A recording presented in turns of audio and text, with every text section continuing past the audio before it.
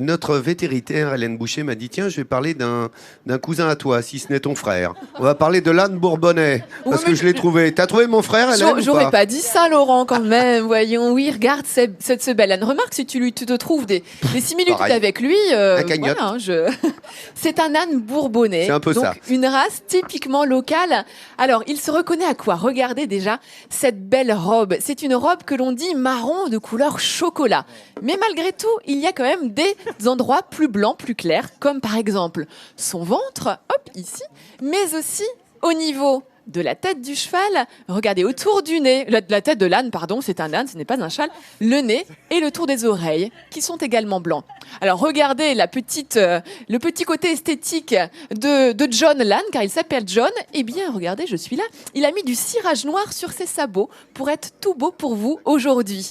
Alors, une autre caractéristique de cet âne, je vais vous le montrer, mais pour ça, il va falloir prendre un petit peu de hauteur. Viens par ici, monsieur le caméraman, regarde ici.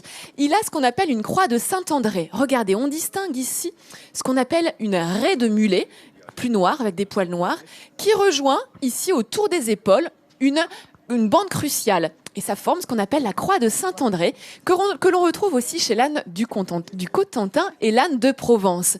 Alors cet âne bourbonnais, il a beaucoup été utilisé jusqu'au début du XXe siècle. C'était l'animal à tout faire. Il était dans les champs, il tirait les péniches, on allait chercher les légumes, ramener les légumes aussi au marché avec, le lait. Il servait aussi à la monture du médecin dans la campagne, mais également pour tous les loisirs, par exemple pour la promenade dominicale, pour aller à la messe. Et alors, ici, Isabelle et Michel, qui sont les propriétaires de John, notre âne, eh bien vous, pourquoi avez-vous choisi John? Ça remonte à quand, cette histoire? Oh, ça remonte à 1994, c'est pas d'aujourd'hui. Donc, on avait du terrain. Et moi, je voulais un cheval. Et mon mari trouvait que le cheval était trop grand. Donc, il a dit, j'ai dit, je veux un âne. Donc, voilà, on est parti faire quelques foires pour voir si on trouvait des ânes. Et on en a trouvé. Donc, on s'est retrouvés propriétaires d'une femelle. Et, parce que mon mari voulait une femelle, moi, je voulais un mâle. C'est souvent comme ça, c'est souvent le mari qui veut une femelle et puis madame qui préfère un mâle. Donc finalement, vous vous êtes retrouvés avec les deux. On s'est retrouvés avec les deux. Donc voilà, et puis c'est une grande passion et un grand amour pour ces ânes. Alors aujourd'hui, John, c'est un peu comme votre animal de compagnie finalement. Tout à fait. Il est au fond de votre jardin, dans un terrain. Oui, dans un terrain qui est à côté de notre maison. Tout à fait. Et vous en avez combien des ânes alors? Alors actuellement, on en a 6. 6 ânes quand même. Et alors, John, c'est un baudet, un étalon en fait. Est-ce qu'il a des petits ou pas? Il a pu se reproduire?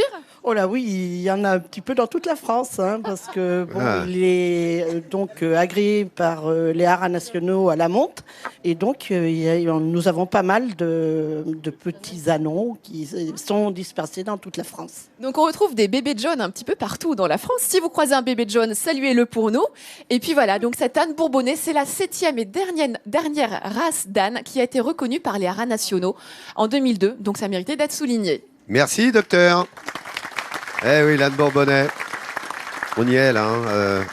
Dans ce Bourbonnais, on va vous le faire partager tous les jours de la semaine de 10h50 à 11h45 sur France 3.